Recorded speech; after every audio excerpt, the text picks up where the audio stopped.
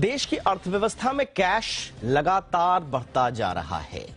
RBI की ताजा report में इस बात का खुलासा हुआ है। कैश यानी कि सीआईसी यानी कि कैश इन सर्कुलेशन।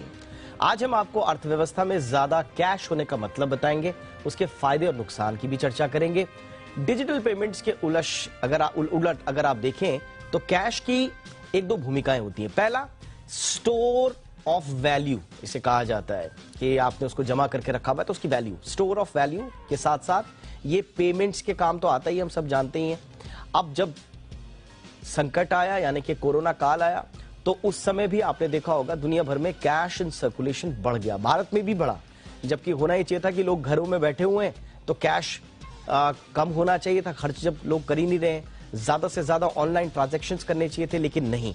उस वक्त हुआ ये कि लोग एक तो अपने पास कैश रखना चाहते थे ताकि किसी अनहोनी में वो काम आ सके और एक सिक्योरिटी मिल सके, तो इसलिए उस दौरान कैश का जो चलन है वो बढ़ा। लॉकडाउन था उस समय, सीमित आवाजाही थी, इसलिए जो कैश वेलोसिटी है उसमें जो कमी आई और जिससे कैश इन्वेंट्री में तेजी आ गई। अब अगर आप साल 2016 की तुलना करेंगे आज के मुकाबले में तो आपको जीडीपी में कैश उस समय कितना था जरा बता देते हैं। वित्त वर्ष 2016 में करेंसी इन सर्कुलेशन जीडीपी के 12% के आसपास थी, जो नोटबंदी के बाद 2017 में जीडीपी के 8% के बराबर आ गई। अचानक से कम हो गया ये।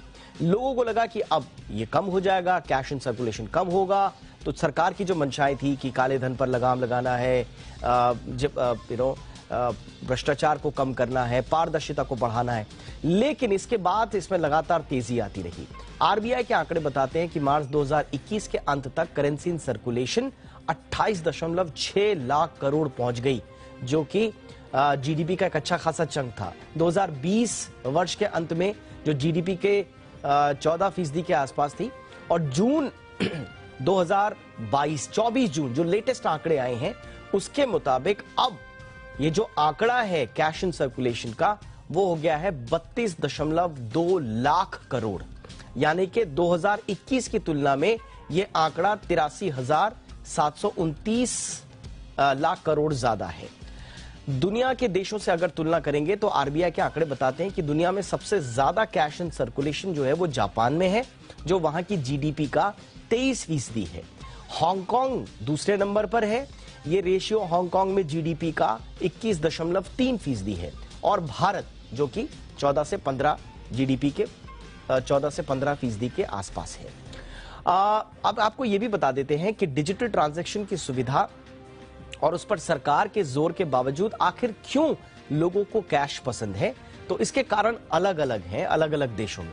जैसे कि जापान का हमने जिक्र किया, जहां दुनिया में लोग सबसे ज्यादा कैश रखना पसंद करते हैं, यहां लोगों के कैश रखने का सबसे बड़ा कारण है क्राइम रेट, यानी कि चोरी चकारी का डर नहीं होना, लिहाजा पैसे रखने में लोगों को कोई दिक्कत होती नहीं। दूसरा बहुत बड़ा कारण है बैंक डिपॉजिट्स पर मिलने वाला बेहद कम ब्याज, बिल्कुल नगण्य ब्याज है। अगर आप वहां विदेशों में अगर पैसा रखते हैं, जापान जैसे देशों में, तो ये बिल्कुल नगण्य, कोई ब्याज नहीं मिलेगा आपको, ना के बराबर मिलेगा। तो फिर लोग बैंकों में पैसा रखेंगे क्यों? इसलिए भी वो लोग कैश रखना ज्यादा पसंद करते हैं। और उससे भी बड़ा कारण ये है कि अगर आपने डिपॉजिट किया हुआ भी है तो सेफ्टी रीजन से, अगर आपने डिपॉजिट किया हुआ है तो एटीएम्स की इतनी तादाद है पूरे जापान में कि आदमी कभी भी उठकर कहीं से भी पैसा आसानी से निकाल सकता है एटीएम्स के जरिए। हांगकांग में भी कमोबेश यही हाल है, लेकिन भारत में लोगों के कैश रखने के कारण बिल्कुल अलग है। इन पर चर्चा करेंगे, लेकिन उससे पहले समझ लेते हैं कि क्या नोटबंदी के कारण लोगों ने कैश रखना कम कर दिया। तो जैसा हमने आपको बताया कि भारत में कैश इन सर्कुलेशन 2017-18 में जीडीपी का 10.7% के आसपास था, जो एक वक्त में 8% भी चला गया था, लेकिन यही 2020-21 में जीडीपी का 14.5% हो गया, यानी कि ये बढ़ता जा रहा है। आरबीआई के मुताबिक 2017 से 2021 के बीच में अगर दुनिया के देशों से तुलना करेंगे तो पूरी दुनिया में सिर्फ 2 ऐसे देश थे जहां करेंसी इन सर्कुलेशन में गिरावट दर्ज की गई, और वो है टर्की और चाइना। अब सवाल यह है कि क्या ज्यादा कैश इकोनॉमी के लिए अच्छा है या खराब है? अब इसके भी 2 जवाब हैं। कई लोग तो इसे इकोनॉमी में जो आइडिया था डिमोनेटाइजेशन का उससे जोड़कर देखते हैं, लेकिन अगर आप इन ओवरऑल अगर एक मोटा मोटी अगर समझना चाहे कि इकोनॉमी में ज्यादा कैश का मतलब क्या है, तो उसके दो पहलू हैं।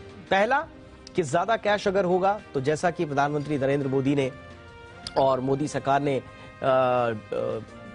जब आप डीमोनेटाइजेशन का कॉन्सेप्ट लेकर आए थे उस वक्त कहा था कि इससे काले धन का चलन बढ़ सकता है, भ्रष्टाचार बढ़ सकता है, पारदर्शिता में कमी आ सकती है। तो ये इसके नेगेटिव एस्पेक्ट्स हैं। लेकिन इसके अगर आप थोड़ा सा आरबीआई को सपोर्ट करने वाले पॉजिटिव एस्पेक्ट्स देखें तो आरबीआई को अगर लोगों के पास ज्यादा कैश होगा तो आरबीआई को बैंकों की लिक्विडिटी कम करने के लिए जो कदम उठाने पड़ते हैं वो नहीं उठाने पड़ेंगे, यानी कि ब्याज दर वगैरह बढ़ाना ये नहीं करना पड़ेगा।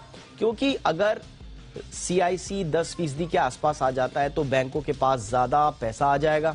अगर ज्यादा पैसा होगा बैंकों के पास तो वो ज्यादा से ज्यादा लोन देंगे। अब बहुत ज्यादा अगर लोन देने लग जाएंगे तो लोगों के पास पैसा आ जाएगा, फिर महंगाई बढ़ने का खतरा। तो अगर आप अभी देखें अभी के हिसाब से तो बैंकों के पास अगर ये वापस पैसा चला जाता है बैंकों में, जो कैश है लोगों के पास, अगर ये वापस बैंकों में चला गया और कैश इन सर्कुलेशन 10% के आसपास आ गया तो बैंकों के पास इमेजिन कीजिए 2 लाख करोड़ से ज्यादा पैसा बैंकिंग सिस्टम में आ जाएगा। और अगर बैंकों के पास आ गया तो फिर जैसा मैंने बताया कि ज्यादा से ज्यादा लोन देंगे और महंगाई को काबू में करने की जो कोशिशें हैं उनको झटका लग सकता है। अब हालांकि माना यही जाता है कि ज्यादा कैश होना इकोनॉमी के लिए दीर्घकालिक उपायों के तहत ठीक नहीं है और डिजिटल ट्रांजैक्शन से भ्रष्टाचार कम होने के साथ ही दूसरे फायदे भी मिलते हैं। इसलिए सरकार का जोर बार बार यही रहता है कि कैश इन सर्कुलेशन कम से कम हो या उसका एक हेल्दी अनुपात बना रहे ताकि भ्रष्टाचार कम करने में भी मदद मिले और जो डिजिटल इकोनॉमी का हम सपना लेकर आगे बढ़ रहे हैं उसको भी बढ़ावा मिलता रहे। अब जरा इसको और